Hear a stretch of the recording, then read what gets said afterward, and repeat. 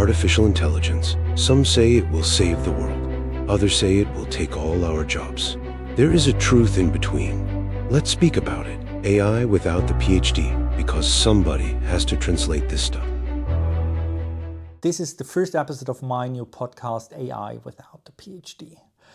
And the subline is because somebody has to translate the stuff. And I do it out of my deep heart because I think that there is a lot of buzzwords around, there's a lot of hype around, and there's a lot of jargon around. And I think it's important to explain the things in a way people without a PhD and without being in tech understand this stuff. So I'm 20 plus years in tech. I'm a programmer. I did big data, I did data streaming, and for sure I did AI and ML long before it became a hype.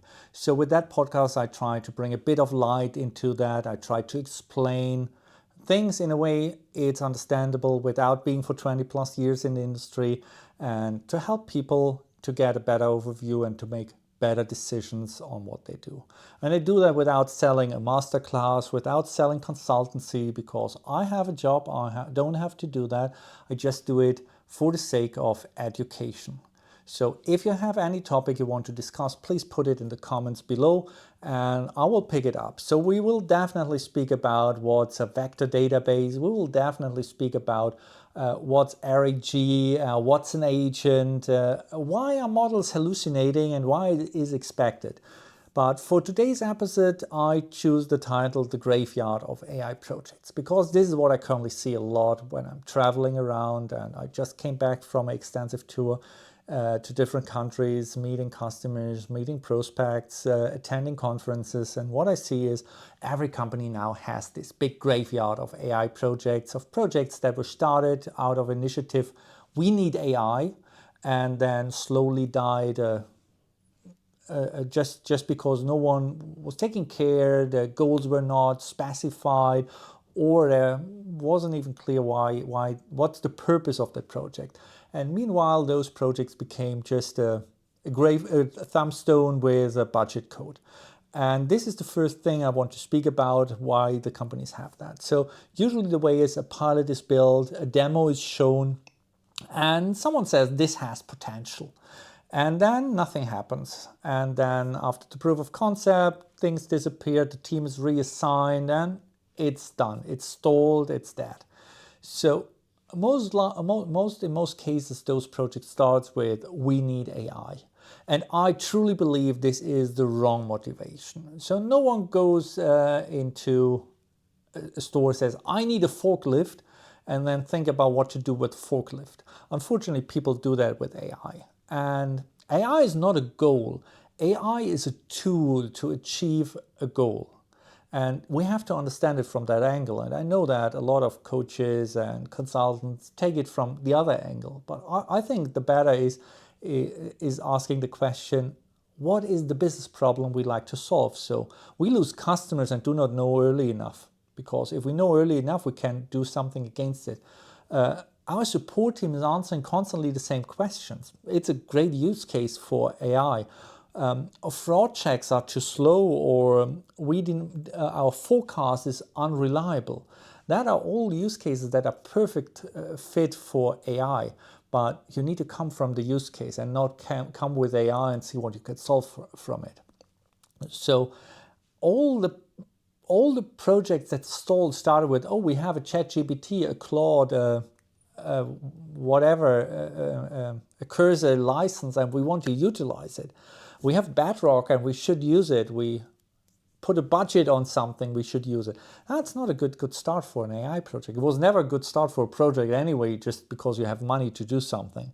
Or the board wants an AI initiative. I saw in the past, I saw so many big data initiatives failing because of that. I saw so many other initiatives failing because someone just spent money and everyone just tried to get the money. Our competitors have just announced an AI strategy, so it's a good wake-up call for you to do also something with AI, but don't try to copy your competitor on that field. So go into your organization and see what problems do we have and what problems can we fix with AI. So usually those AI projects fail not because of the model. And there's a lot of effort put into what model to choose. Is it better to do it with Anthropic? Is it better to do it with OpenAI? Is it better to do it with Model A, with Model B, with Model C? And I think it depends. So every model has its strength and every model has its weakness, and it's good to understand it. So for very simple tasks, you don't have to take these expensive models that take a long of time for reasoning, for thinking, and then come with an amazing answer.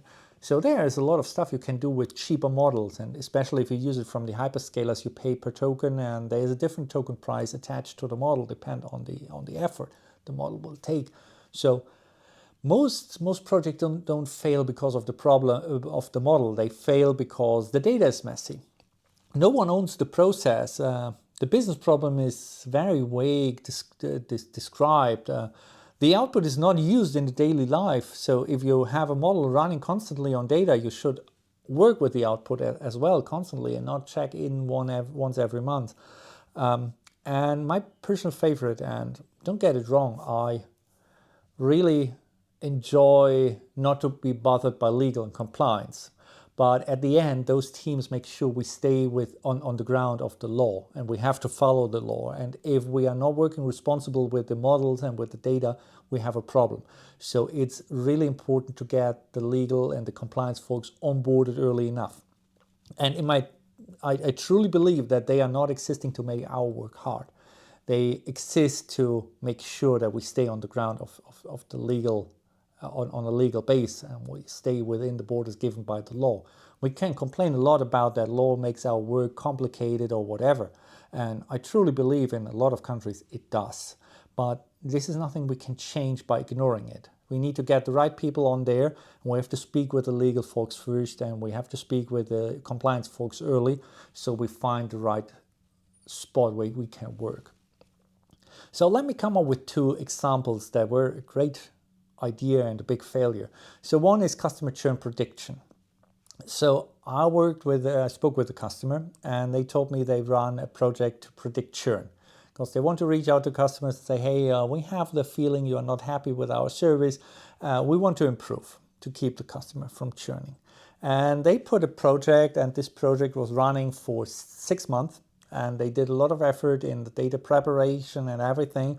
And then they came up with a model and they presented it. And while they presented it, the data scientists were just opening the computer, typing something, say, yeah, your model is absolutely right, because you identified all the customers that didn't log in their customer account for 90 plus days, and they had 3 or more tickets open. So what they did, they built a very sophisticated model around data that could also be done by an SQL query if they just speak with the others early enough.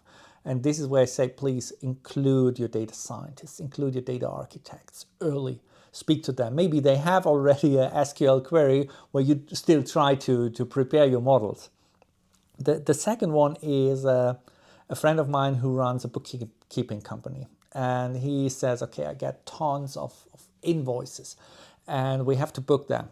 So we have to digitalize them first. So we need people who type that into the fields of the bookkeeping software. And his idea was to automate that. And I think it's a good idea.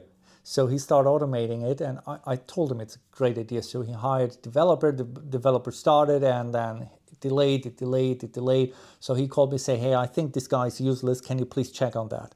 So I took an eye on that, and I had to tell him the guy is not useless. The guy stumbled over the data. So first of all, invoices looks pretty straightforward. So I did the same mistake. But if you take a closer look, you can write the date in so many different ways. You can say date, month, year. You can say month, day, year. You can say year, month, day. You can write the month as December. You can write the month as 12. You can write the year in 26. You can write 2026. So there is a lot of freedom. You can use a dot. You can use a dash. You can use a slash between the elements. When we speak about the numbers, you can use a dot as a decimal separator. You can use a comma as a decimal separator. And there is no standard. People just use it. Maybe there is a standard, but people don't follow. I don't know. And then you have the invoices that come in that are PDF. They are some sort of handleable if you try to recognize if the numbers match, if you use a comma or a dot, and work around with the date. You just can brute force it through in the worst case. But then he has some companies in construction. And construction, I have the feeling there is not a lot of trust. So please correct me if I'm wrong, but if the stuff is delivered to the construction site, they pay and they sign the invoice, and they get the invoice there. And then the invoice is folded, put into a work pant, and then they stay for 8 hours on the construction site, and then you get it. There's a rip in, edge is missing, and whatever. So horrible to read. And then he has some people who just do paper copies. So they handwrite the invoice. And some of this handwriting look like someone write it while running during an earthquake. So you can't even read it in a human base. And all of that needs to go into this AI system. And it was not the developer who was failing. It was just underestimating the complexity of, for a human, simple thing like reading an invoice. And people do that automatically. So he decided now to go with the PDF versions and everything that's handwritten or comes from a construction site. He still does it with human labor. It's still cheaper than running on a model. And we didn't spoke about validation rules. We didn't spoke about correcting workflows. We didn't spoke about audit trails till now, exception handling and integration into the accounting software itself. So there's a lot of stuff around that, and he completely forgot about that. And to be honest, I forgot to give him a fair warning about that. And then we come why demos are failing. So I saw a lot of amazing demos, but please keep in mind, especially if you're not technical, and I'm in the field for 20 years. If we build a demo, I'm pretty sure my demo works. If I go to a customer, I'm pretty sure my demo works with the data I bring, with the use case I bring. It would be horrible if I go there and I'm not trusting it to my demo. But it's a given path that's prepared. It's a given path that's prepared, and most of the people out there work exactly on that path, and they can't go left or right because they are more salespeople than technical people. I don't want to say that as a general rule, but my experience is most people are more salespeople than technical people if they run the demos. So we run it on clean data. We have very carefully selected example. The presenter knows what to do, and we are pretty sure there's nothing going wrong. Nevertheless, if you see one of those demos, bring your own data set. Ask them, here's my data set, can we try it? That gives you a sense of how to work with, how the software, how this system will work with it. And me, I'm happy if the customer comes and say, okay, I have this data, can we try it? So if it's not a super sophisticated data set, please don't bring your core data or something. Bring a simple set, but just to make sure that's your data. I'm happy to run it. It may fail, but then I can give an explanation why it failed and how I want to mitigate it. And please don't dismiss someone because the demo failed with your data. Dismiss something when they refuse to use your data. Dismiss someone who run your data and can't give you an idea why it failed and how to mitigate it. So the question a demo is designed about is, can this work once with my use case? But you need an answer on, can this run every day with messy input, changing conditions, impatient users maybe, requirement, and maybe if the admin is on vacation. So this is the real question. You need to ask the people if they demo to you an AI system. And again, if someone is really believing into the system, and if someone is really capable, they run it with a subset of your data without complaining about that. And again, don't dismiss that if it's failed. See it as a test and see if the answer, how to mitigate it, is something that satisfies your needs. So as we speak about that, so please keep in mind, AI is not a magic glue. AI is not automatically fixing broken process. It will absolutely put those broken processes into a spotlight because you now run those broken processes on a scale. So it will become visible if the process is broken. And please don't be afraid of that, but be prepared to fix these processes before you went to production with your AI. Otherwise, your AI will end up on that graveyard as well. Same counts for unclear responsibility. So if it's not clear who's owning it, who's running it, who's responsible for it.